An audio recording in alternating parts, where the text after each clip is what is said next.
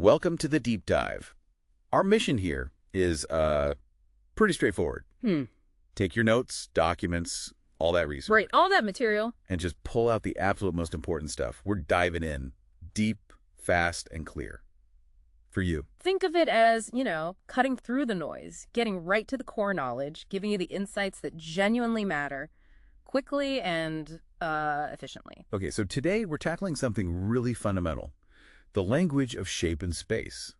Lines and angles. The building blocks. Exactly. Building blocks for, well, everything we see and build. Let's unpack what you shared. Absolutely. So we start with the simplest possible idea, right? A point. A point, okay. It's just a location, a position. No size, no dimension, just there, like putting a dot on a map. Got it. 0 dimensions. Pure location. Now, connect a couple of those, and you get length.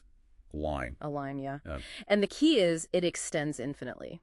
Both directions, like a perfectly straight, endless road. Okay, endless road. And then there are variations on that. Right.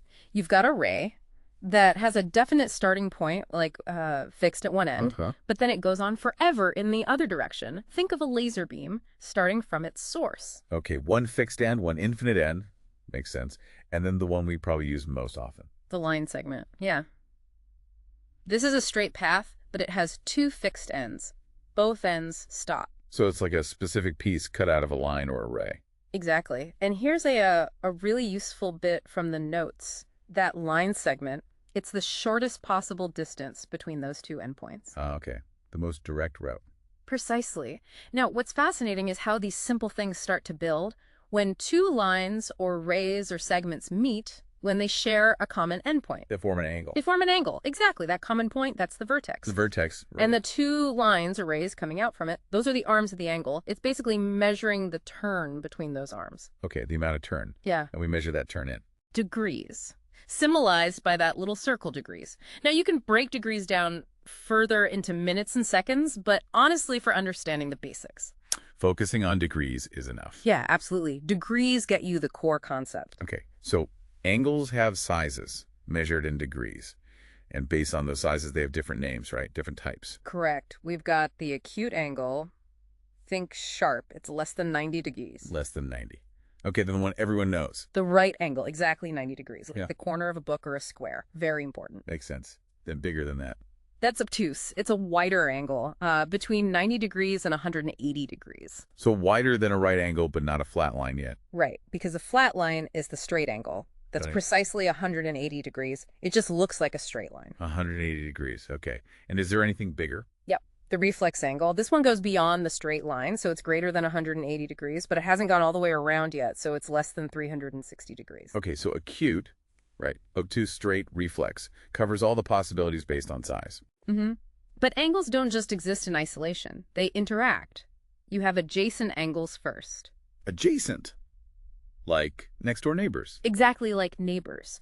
They share the vertex, that corner point, and they share one arm between them. Their other arms are on opposite sides of that shared one. Okay, sitting right next to each other. And then there's this other pairing, vertically, the opposite angles. This sounded really important in the notes. It is. This happens when 2 straight lines cross each other, like an X. Right, making 4 angles at the intersection. Yes. And the key insight, the really crucial bit, is that the angles directly opposite each other at that X, they are always equal. Always, no matter how the lines cross. Always equal. If you know one, you instantly know the one across from it.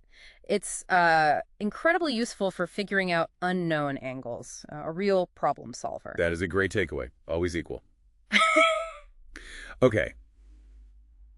What about angles adding up to certain amounts? Complementary and supplementary. Right. Complementary angles are simply 2 angles whose measures add up to 90 degrees. Ah, so together they make a right angle, like 30 degrees and 60 degrees, or 20 degrees and 70 degrees from your notes. Exactly. They complete each other to make 90 degrees. And supplementary angles, they add up to 180 degrees. So they make a straight line together, like the 30 degree and 150 degree example. Precisely. They form a straight angle when put together. Okay, so we've got individual angles, angles next to each other, angles opposite each other, angles adding up. What happens if we introduce a third line cutting across 2 others? Now we're getting into transversals. That third line is called a transversal. Transversal, okay. And when it cuts across 2 other lines, it creates a whole set of angle pairs with special names based on their positions. You get corresponding angles. Like in the same corner spot at each intersection. Yeah, exactly. Then alternate interior angles, they're between the two lines but on opposite sides of the transversal, and co-interior angles between the two lines but on the same side of the transversal, sometimes called allied angles. Okay, lots of pairs. But the real magic happens when those first two lines are parallel, right? That was the key thing. That's the absolute core relationship highlighted in your material. When that transversal cuts across parallel lines, lines that by definition never meet, then those special angle pairs have predictable relationships. Alternate interior angles become equal. Equal, okay. Corresponding angles also become equal. Also equal. While those co-interior angles, the ones on the same side between the parallel lines, they become supplementary. They add up to 180 degrees. Wow. So parallel lines lock those angles into specific relationships, equal, or adding to 180. Exactly. And it works both ways. If you find those angle relationships hold true, you can actually prove that the lines must be parallel. It's fundamental in geometry, engineering, design. Fascinating how knowing the angles tells you if the lines will ever meet. And oh, there's one last quick fact. Angles all the way around a single point. Yes. They always sum up to 360 degrees. A full circle, a complete rotation. A full 360. Got it. So thinking back over all this points, lines, rays, segments, all the angle types, the pairs like adjacent and vertically opposite, complementary, supplementary, and then this whole transversal thing with parallel lines.